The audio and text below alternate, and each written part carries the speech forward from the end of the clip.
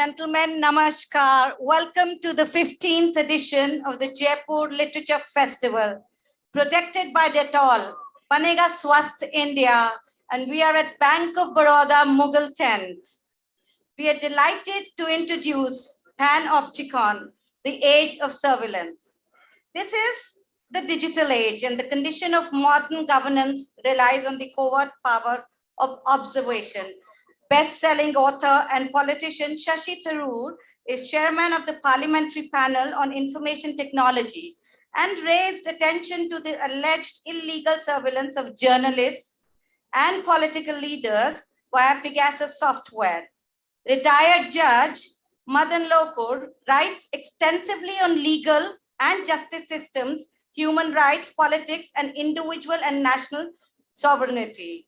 Investigative journalist Swati Chaturvedi has previously covered political organization in social media and was among the list of individuals whose communication were intercepted with spyware.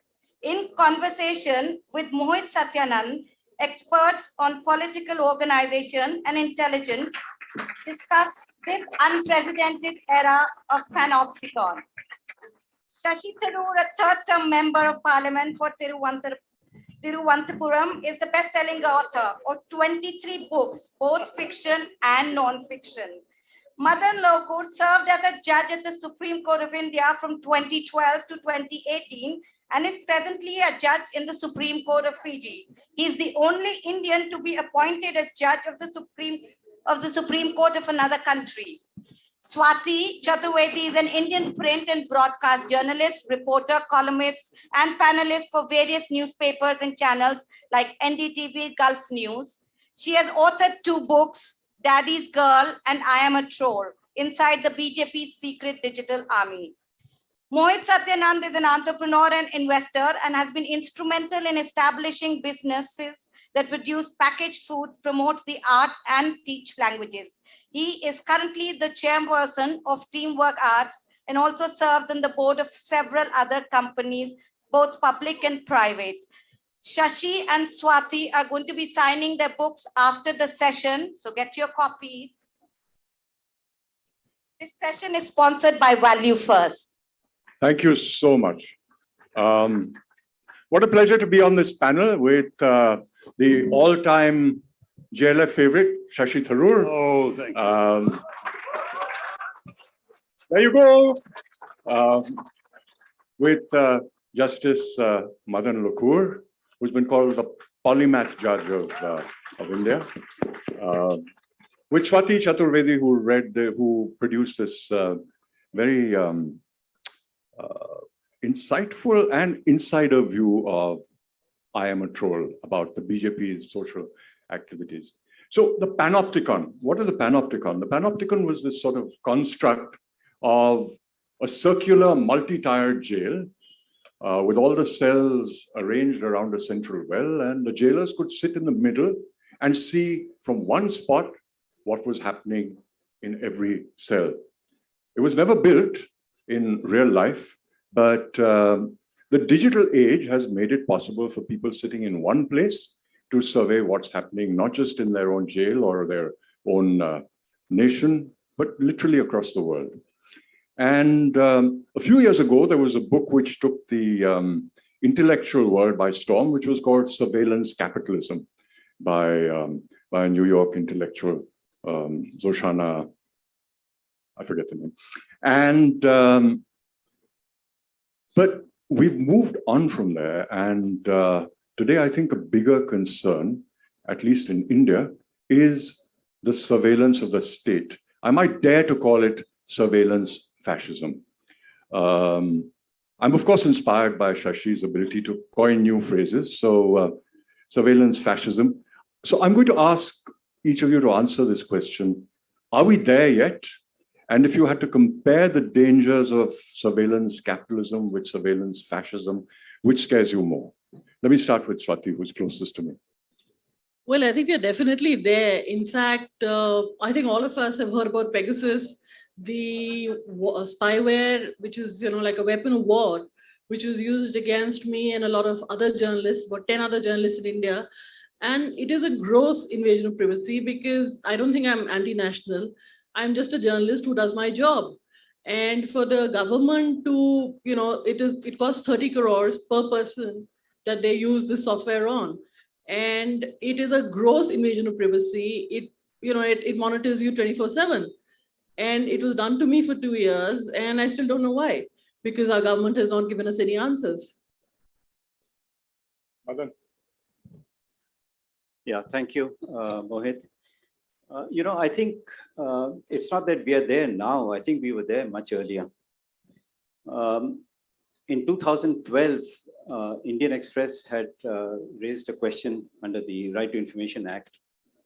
And the response that they got was that every month, they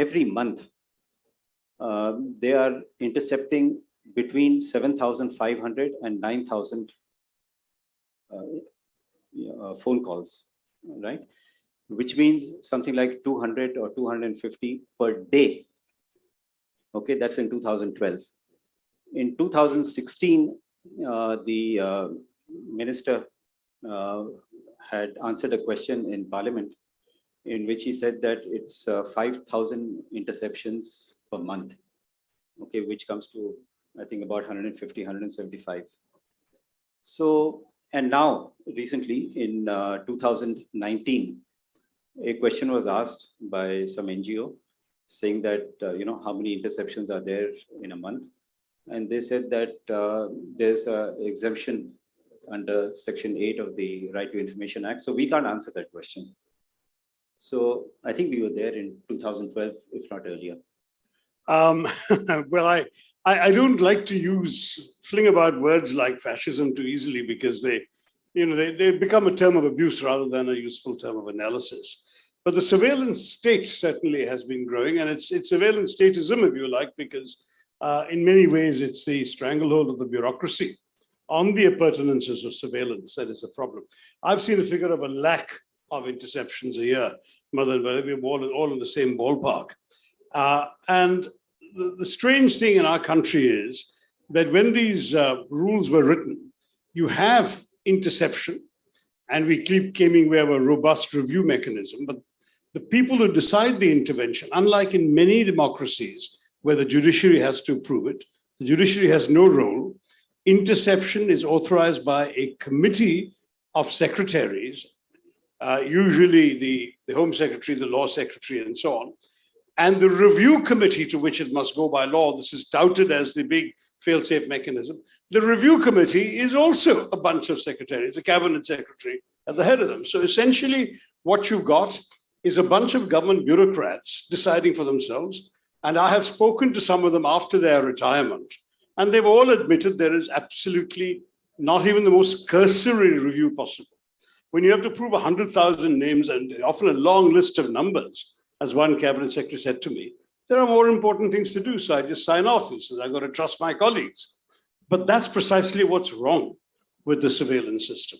And that's only telephone interceptions we're talking about. When you look at data interceptions, there you have a much more serious problem. I actually, well before this whole thing started, I introduced a private member's bill in Parliament that would regulate, create a data protection law and at the same time establish a data protection authority. And what's interesting is that when the government came up with its law, it has a similar regulatory body envisaged. It may even have the same name, but it's exactly the opposite of what I intended. It is once again a body of government bureaucrats appointed by the government, accountable to themselves. Now, the entire point of having a regulatory authority is that it's got to be independent. You have judges on it, you have journalists on it, you have citizens who are the common users of data, and let them opine when an application is justified or not, but not in the eyes of our government. And I have on various occasions raised the same concerns about lots of government initiatives. During COVID, we had the Arogya Setu app, which briefly was compulsory, and they fortunately heeded our objections and took it off the compulsory list. But the Arogya Setu app was meant to trace your contacts, to warn you when you were in proximity to a COVID-infected person. But obviously the same technology on your phone can also tell them when you're meeting an opposition leader, attending an opposition rally, etc., etc. It's a terribly intrusive and dangerous form of surveillance. I discovered that the Delhi police had arrested over 118 people during the CAA protests on the basis of facial recognition software that no one has ever authorized by any legislation. We have the DNA protection bill, which entitles the government to essentially build up a massive nationwide data bank of all of our DNAs, again, without any data protection built in. So example after example like this raises very serious questions about whether indeed a surveillance state is emerging. Swati has something to say, I think.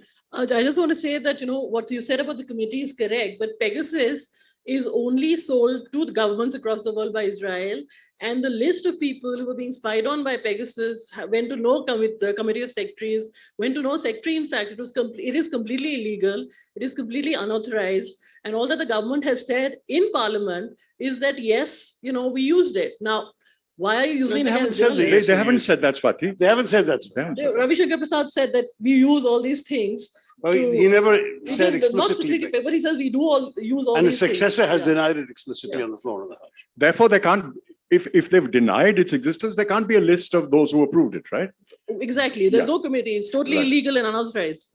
Right. Well, that's presuming, we're presuming that it existed. We're presuming that the Indian government paid for it, all of which presumptions I agree with, but it's not been stated on the floor of the House now. Nor has it been proven in a court of law. Exactly. So we'll come to that, but I want to push back just a little bit and ask, every government gathers data, whether it's as basic as census data or epidemiological data or whatever. At what point in time does data gathering become surveillance? Could you perhaps talk about that a little bit? Yeah, you see, the whole purpose of the data collection or data gathering, that is what is important. So, like Shashi said about facial recognition, all right? Now, you can have, CCTV cameras over here. Why are you having them over here? There has to be a reason for it. The reason that is sometimes given in Delhi, for example, they have a very large number of CCTV cameras all over the place. They say it is for the protection of citizens. All right. Now, once in a while, maybe once in a month or maybe twice in a month or something, some crime takes place and the CCTV camera catches that picture. And that is used as a justification. See, we had that CCTV camera, we had that facial recognition technology, and therefore we were able to catch hold of the person. So really, therefore, there is, a question of the intention behind it. Now, if you are using, if you're tapping phones, interceptions, 150 per day, without any application of mind, because I'm sure this cabinet secretary and all these secretaries, they don't have time to make 150 signatures, and find out why are they making these signatures. The intention obviously is to gather data about those people. And that's when it becomes surveillance, that you're gathering data because you want to gather data, not because you have some, good intention in mind. That's what is troublesome. So when you're talking about DNA, whether you're talking about, phone interceptions, when you're talking about facial recognition, the intention becomes important. And then the second stage is, what are you going to do with that data? So if you've got information about a person speaking to the opposition or going to attend an opposition rally or going to a protest or something, okay, I know where you were, right? I know what you did yesterday in the afternoon. That becomes dangerous. So the question then becomes, this often difficult to define boundary between big brother and caring brother. And that's where you come to the institutional mechanisms which need to be in place to prevent misuse. So would either Shashi or Madan like to expand a little bit on that? Well, there are, it's not so much caring as protection, the protective brother, because the big brother here has been given specific grounds on the basis of which this surveillance can be done. And they include, national security, public order, the imminent commission of a crime, friendly relations with foreign countries, which is an awful catch-all, et cetera, et cetera. And those are the grounds on which they're allowed to authorize. They all involve protecting the state. That's what the the exceptions are for. The problem is, and I think Madan will confirm this, is that nowhere in any legislation or jurisprudence are these terms actually defined in a very precise way. So national security from the point of view of these government bureaucrats is what they say it is. They even tried on the Pegasus issue that Swati mentioned to say to the Supreme Court, we will not be filing a deposition because this affects national security. And fortunately, the court had the gumption to say, we're not going to give you a free pass every time you mention national security, you better file something. So there was at least some pushback, and let's hope it continues. But the fact is that this is the kind of challenge we have. If you can justify pretty much anything on the basis of these terms, and you can, then you essentially have an unrestricted license to tap anyone in this country. Tap, intercept, capture their data, eavesdrop on their phones, whatever, and say it was justified under this provision. Now, worse still, of course, is the fact that once you've done all of this, what you do with it is not governed by any of the laws. When Swati mentioned that these committees didn't meet on Pegasus, these committees were set up under the Telegraph Act of 1885, the IT Act of 2000. 2000 is way before, half the companies encroaching on our data existed, and the IT rules of 2000 and whatever it was, 5 or 9, which sort of tried to regulate how exactly these things would apply. But the fact is that a lot of things are happening that go way beyond, for example, the words of the law like interception. If you can actually put a malware on somebody's phone and be able to clone their entire phone sitting in Israel or wherever while this chap is using his phone in Chhattisgarh, I mean, is that something that is defined under the provisions of the law?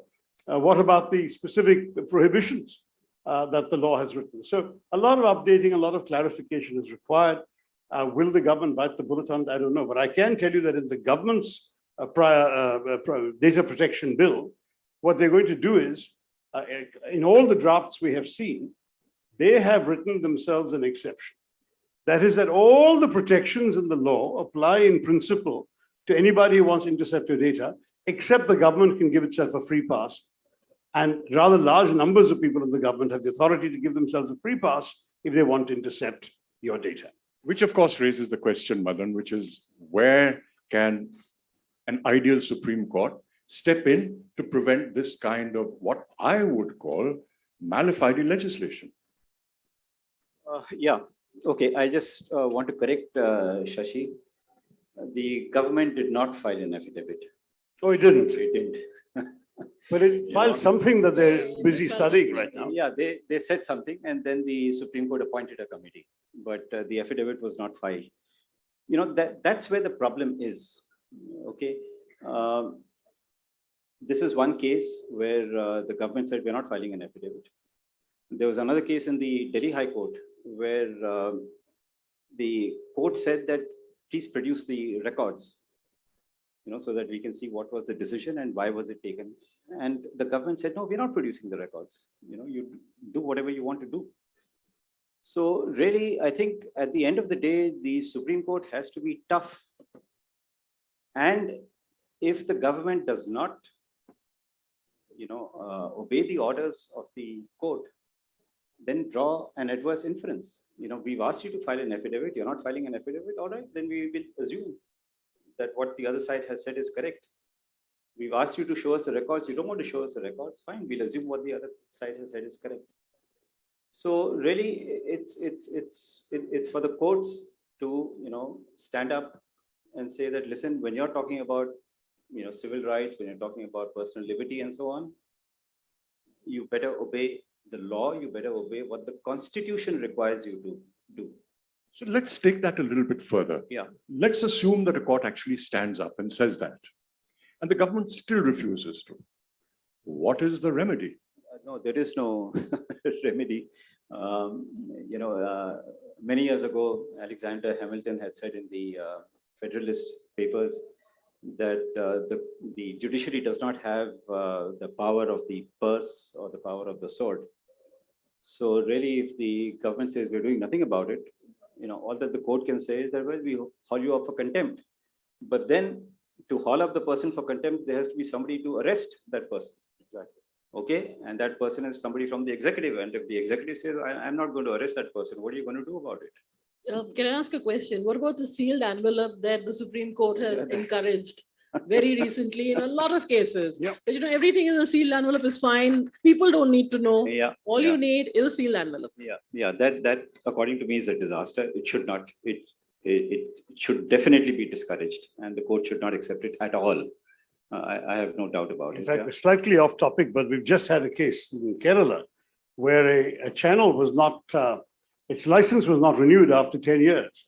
And they said, well, what have we done? We've never been guilty of any violation of anything. And the Ministry of Information and Broadcasting said, we are helpless. It is a Home Ministry requirement. So they went to court. And the Home Ministry duly provided its evidence in sealed cover. So the judge said, fine, national security, channel will stay off the air.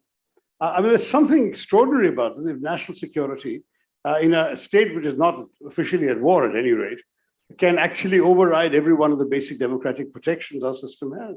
Yeah, can I just explain that a little bit? Please, Madan. Yeah, you see, the law is under the Evidence Act that if something has to be kept away from a litigant, then the secretary in the ministry or the head of department has to file an affidavit saying that I have seen the record and in my view, it pertains to the affairs of the state and therefore the material should not be disclosed.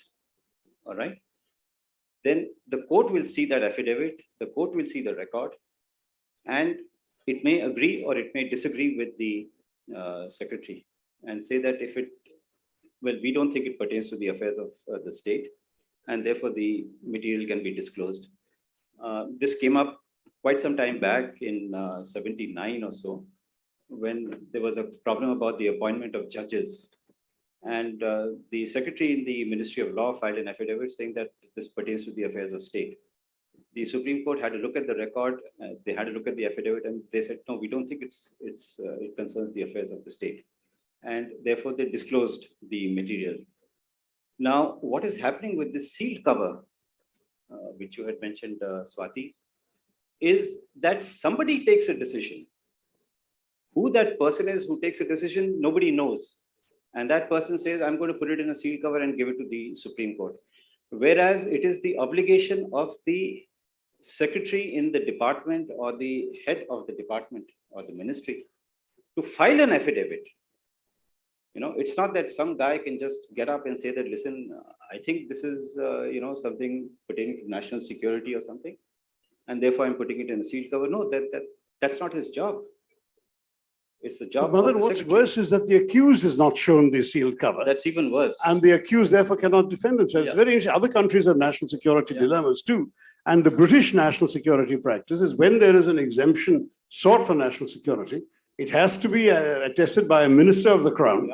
And the evidence in the sealed cover is shared with the accused, who can then defend himself in a tribunal by challenging that evidence. Yeah. Right now, you can have anything said. But would you say, Madan, that the ultimate onus, given the fact that there's a willing nexus, if you would, between the executive and the party and power, would you say that the ultimate nexus then must be with the court? Well, I wouldn't say it's, the nexus is with the court. No. That the ultimate onus should be on the court. Yeah, absolutely. Because it's for the court to decide whether it's a matter pertaining to the affairs of the state, right, or say external affairs or something. But, coming back to what Shashi said about an accused, it can never be pertaining to affairs of the state. Here is a media house whose license is either going to be cancelled or not going to be renewed.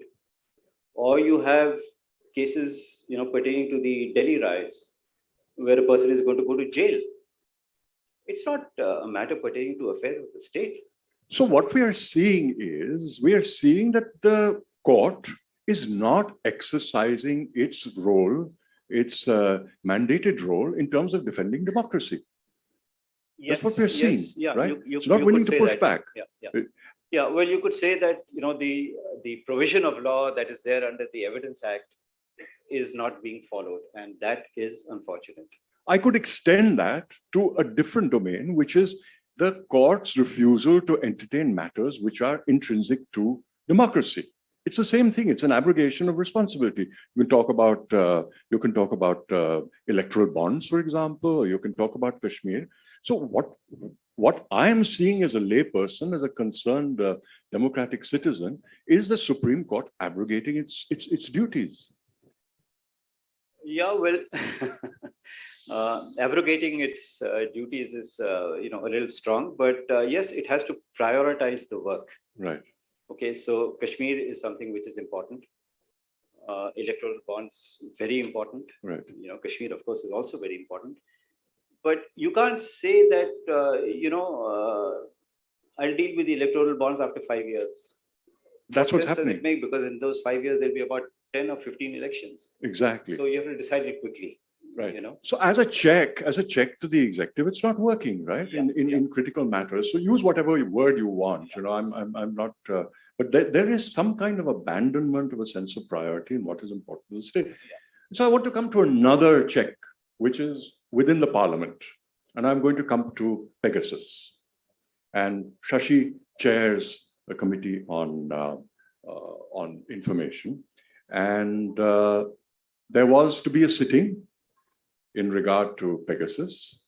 And from what I heard, Shashi, in your conversation in which you outed the dark name of our friend Paranjoy Guha Thakurta, I'll call him by his full name, that we had the most extraordinary circumstance where 3 of the secretaries who were summoned by the parliamentary committee, which you headed, didn't show up.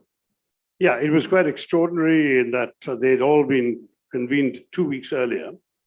And between an hour before the meeting and 15 minutes before the meeting, each of them sent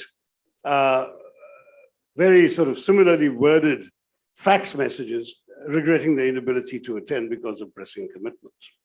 Now, there is a procedure whereby a senior government official, for good reason, can seek to be excused, but the chairman has to excuse them and decide whether an alternative person may replace them. I had not done so. I had not excused them, and I had insisted they come, given that they had been confirmed this should be on their program for the last 2 weeks. When they nonetheless didn't show up, I did protest to the speaker, who assured me that first, that he would summon them and read them the riot act, and secondly, that he had done so. In practice, of course, that absolutely changes nothing. But for good measure, the committee has, at least in theory, 31 members. I say in theory because I've never seen all 31 in the room. The highest we've ever had, I think, is 21 or 22 for a similarly controversial issue. Otherwise, the average regular attendance is very much in the low 2 digits. And that's usually the case in many committees. The ones who really care about the issue, done their homework, they're the ones who come and participate. In this case, 17 people showed up. And because all parliamentary committees reflect the political balance in the House, a majority that came, a good majority, but 10 of them were BJP members. And the quorum for the committee is 10. So the 10 members were present and refused to sign the attendance register. So that just in case I was able to strong arm the secretaries into coming, they would then say there is no quorum and the discussion couldn't take place. So it was a double whammy, as you can imagine. I checked whether, because in the House itself, a speaker can establish the presence of a quorum by counting heads. I said, I can count heads, can't I? But the secretariat told me I could not, that in committees, only a signature on the attendance register counts as presence. So they were there, they were quite disruptive. They were trying to shout down the opposition MPs who wanted the meeting to proceed, because we said if the secretaries don't come, we'll still discuss the issue. But they did not allow that particular event to take place. And so it was very clear that the oversight mechanisms, and some of you may be aware that even before this unsavory episode, when Pegasus first erupted in the media, and I was asked by the press, I immediately said that though I'm the chairman of the committee, and ideally in a democracy, parliamentary oversight should get to the bottom of this, knowing the system as well as I do, I would urge that this matter be taken to the judiciary. I would urge victims of this software to go to the courts, because they're likely to get more redress. And I gave an example. The court would have a power, for example, to summon a recalcitrant government official. which the extent of my powers are the feeble. The court could, for example, ask for an infected phone and send it off for forensic analysis, which I can't do, my committee can't do, and so on. So if you really want a serious inquiry, the courts are the best. So Shashi, that raises several issues. The first is, just as the courts are, in a sense, to an extent, not willing to do their duty, now you have a different situation where another check and balance, which is a parliamentary committees, are not being allowed to do their duty. We'll come to what happened in terms of the Pegasus going to a court of law and commission of inquiry and so on. But since we're talking specifically now about Pegasus, can you tell us briefly, Swati, about how you realized that your phone was infected and some thoughts about why you? Well, why? Because I'm a journalist, and that is not a good thing to be in New India. I mean, there are journalists who are in jail for doing a story they haven't done. They're thinking of doing a story, so the government jails them. This happened in UP. We also have comedians going to jail for a joke they didn't tell. So I think the joke is really at this point on us. I found out about Pegasus because one of my sources met me in a place, told me to keep my phone away, and then told me that, this is what is going on. And you should be very careful because this is malware to the extent where 24/7, your camera is a weapon which they can see you, what you say, where you are, what you're doing from the bedroom to the bathroom, everywhere. It is horrendous invasion of privacy. But, I found out because Forbidden Stories was working on a story on Pegasus, and they took my phone, they got in touch saying, you're on this list, and they put it through a forensic audit where they saw that, my phone had this malware on it. And interestingly, in Pegasus, the US says that Pegasus cannot be used on any US citizen. So, we as Indians need to know that why is our government, a government we elected as citizens, using Pegasus on opposition politicians, journalists, and basically anybody they think is, not on board with New India. So, Swati, invasion of privacy is obviously not something that I would like to condone. But the question, I'm sure that's not what they intend, right? There must be a purpose. What do you think that purpose is?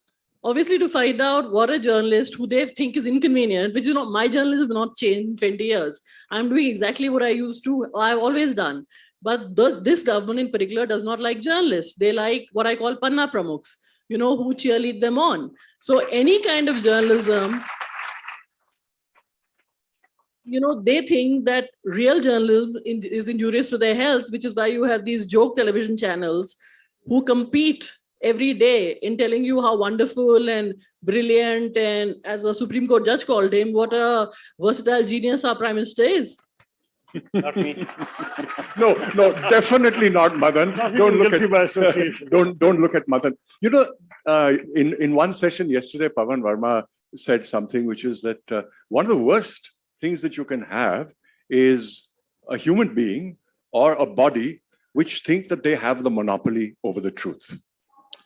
And I was thinking about this last night in the context of Pegasus. I was thinking of two people I know whose phones were probably infected. One is Paranjoy and the other is Sushant Singh. And I was thinking, Sushant Singh is breaking one truth repeatedly, which is that all is well at our border. And that becomes an incentive to scare him, to find things that they can use against him.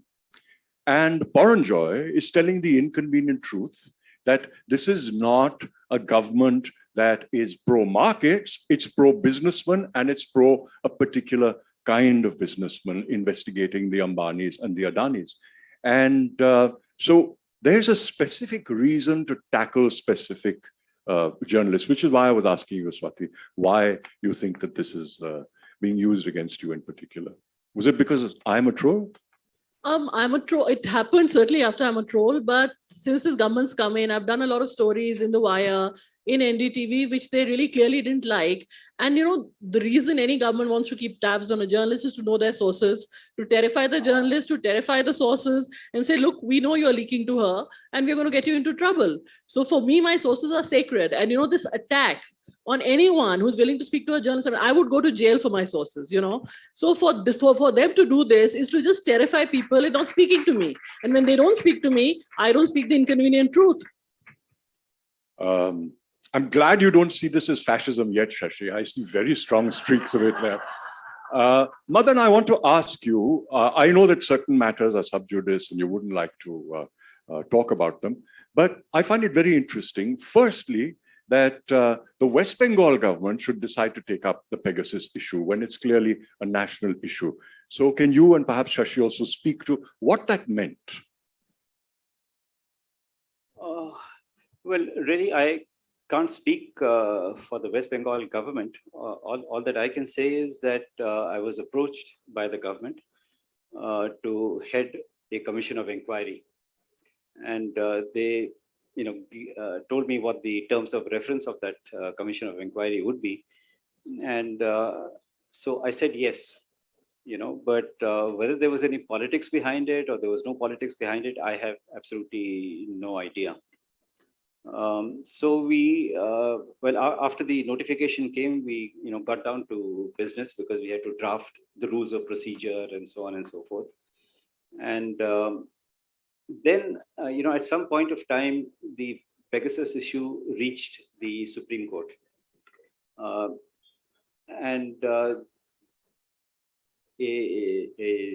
submission was made on behalf of the West Bengal government, because one of the submissions that was made to the Supreme Court was that the notification setting up the Commission of Inquiry is unconstitutional. The West Bengal government does not have the power to issue that notification. So on behalf of the West Bengal government, Dr. Abhishek Manu Singhvi said that, all right, we will request the commission not to proceed with the inquiry. So we did not proceed with the inquiry because the Supreme Court had said that, listen, we are looking into the matter, so why should a commission of inquiry look into it also?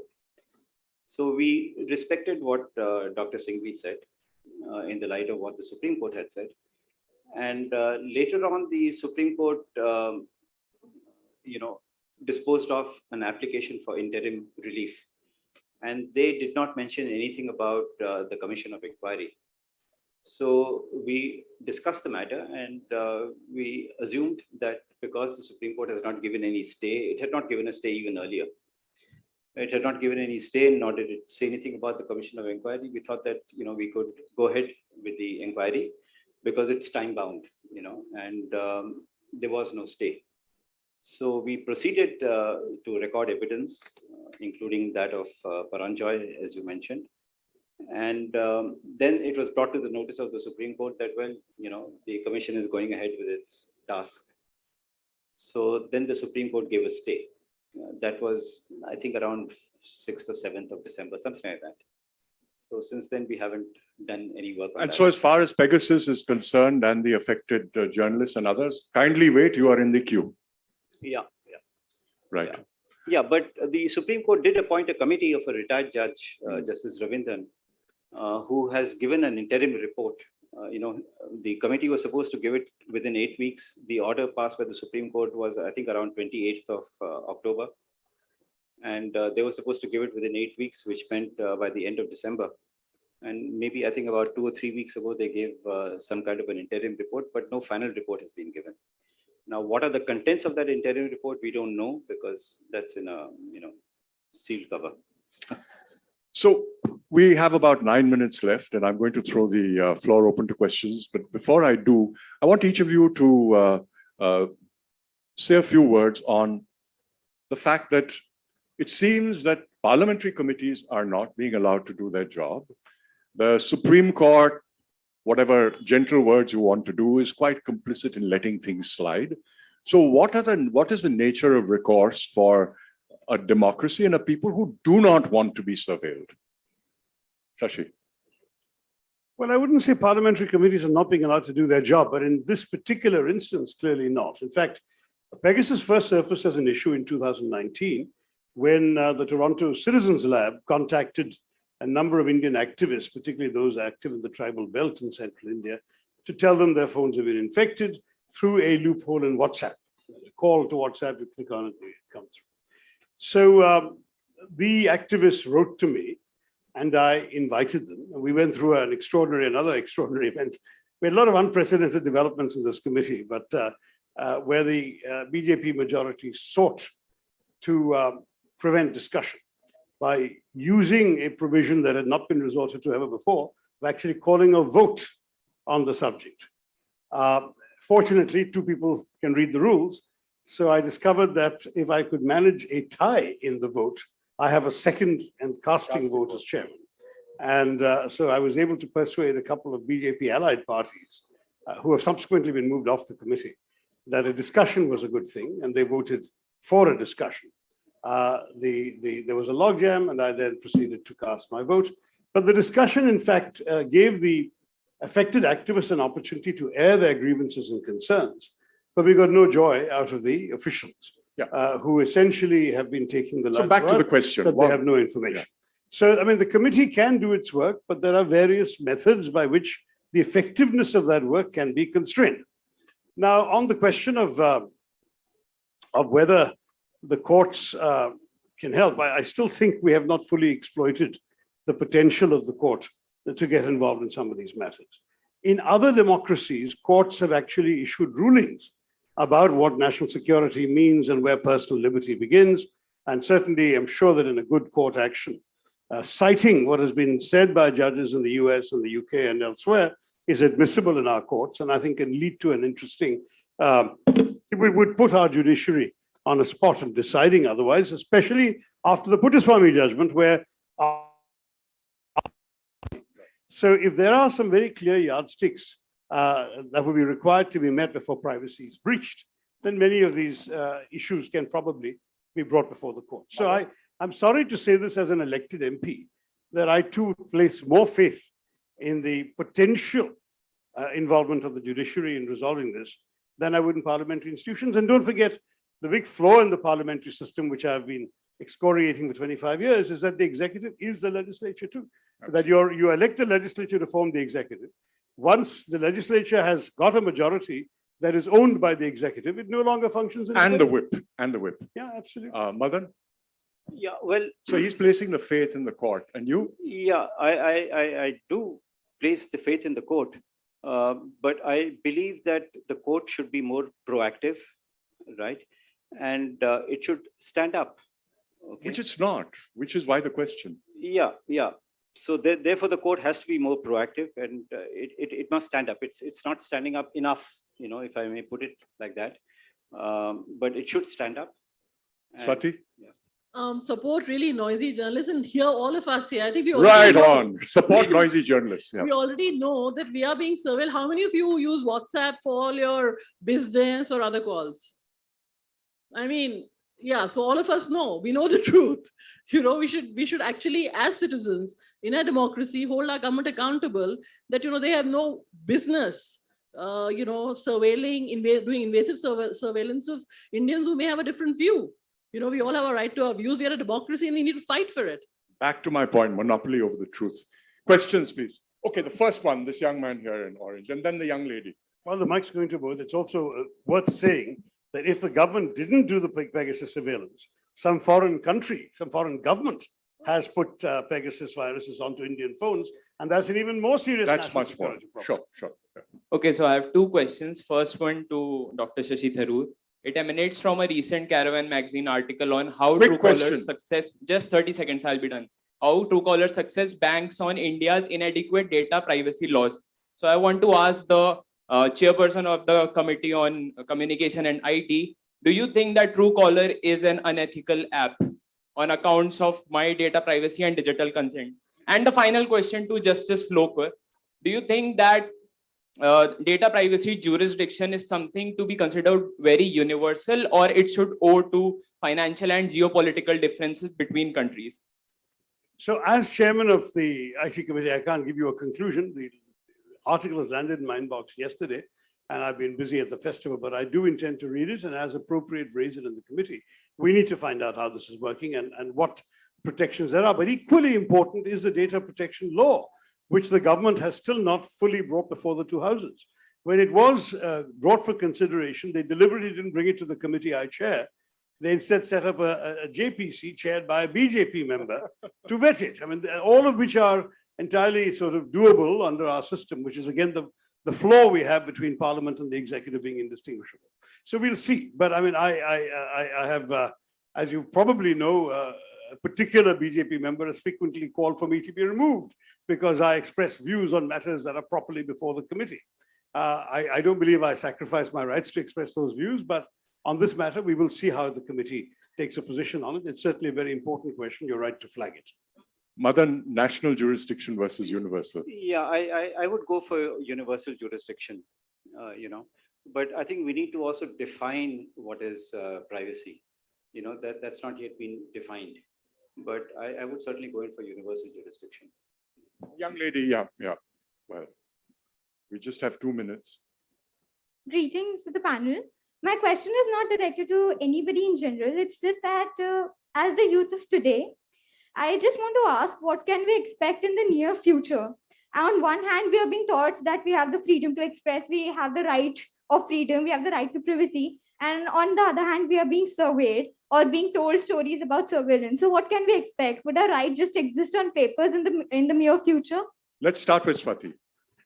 I think you're right. You're absolutely right. The court also makes a lot of pronouncements, but they don't reflect in orders. So, we all make very pious statements saying for freedom of expression, FOA is sacrosanct, all of that.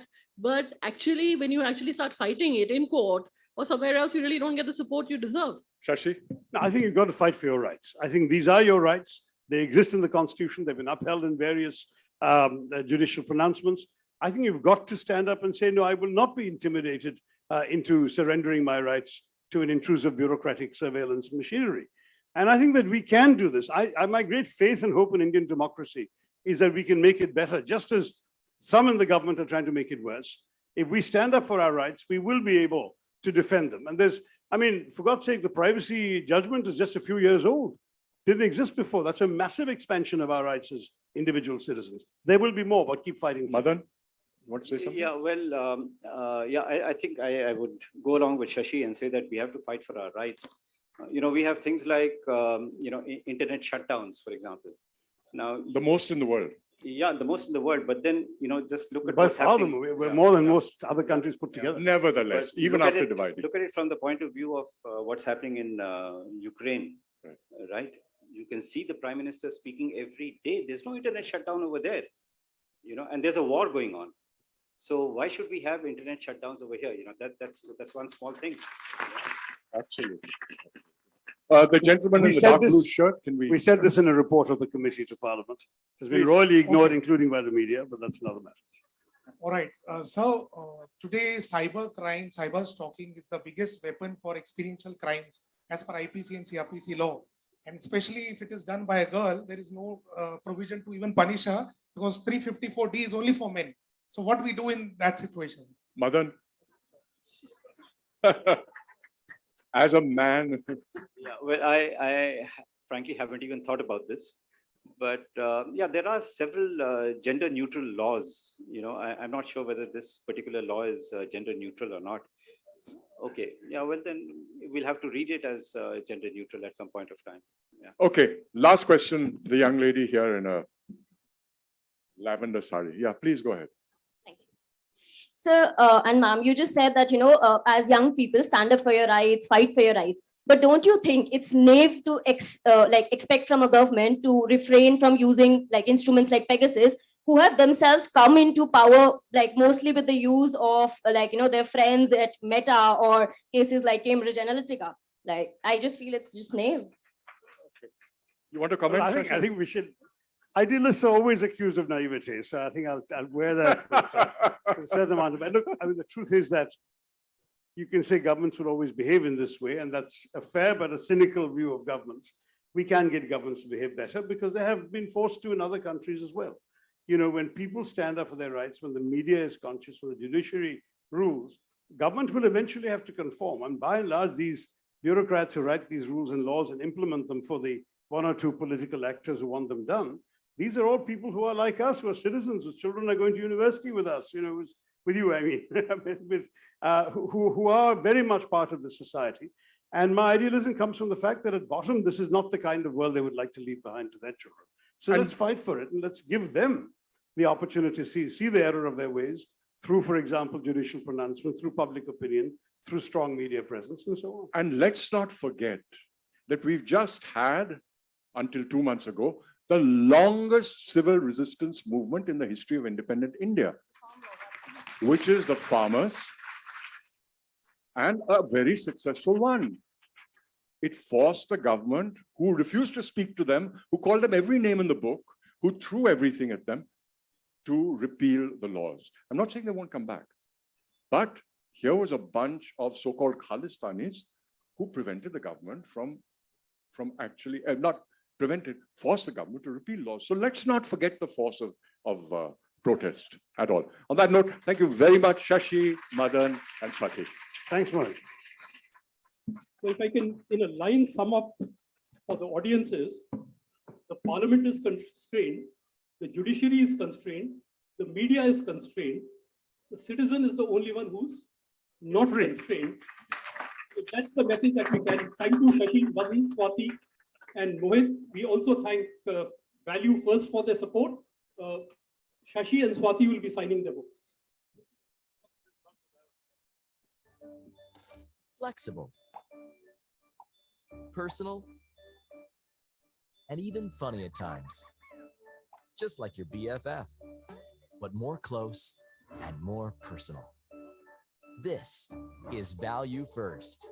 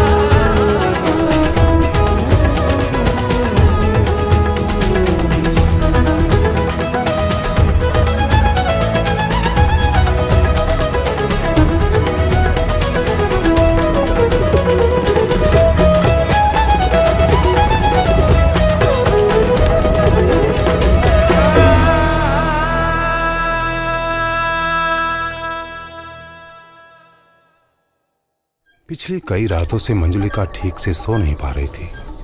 कुछ तो था जो उसे जगा जगा कर कह रहा था, मंजुलिका तेरे पास वक्त कम है, कुछ कर। तो क्या किया उसने? बॉब वर्ल्ड खोला और झट से पर्सनल लोन लिया। निकिता की शादी के लिए डिजाइनर लहंगा जो लेना था। रही बात भूत की, भूत का डर नहीं था उसे। A bank that lives in your world. Bob World from Bank of Baroda. Introducing Coup, the easiest way to say what you want, connect with who you want, and express yourself in a way that you want. Coup Connect the Real India, a lively social media platform that gives the real India a voice.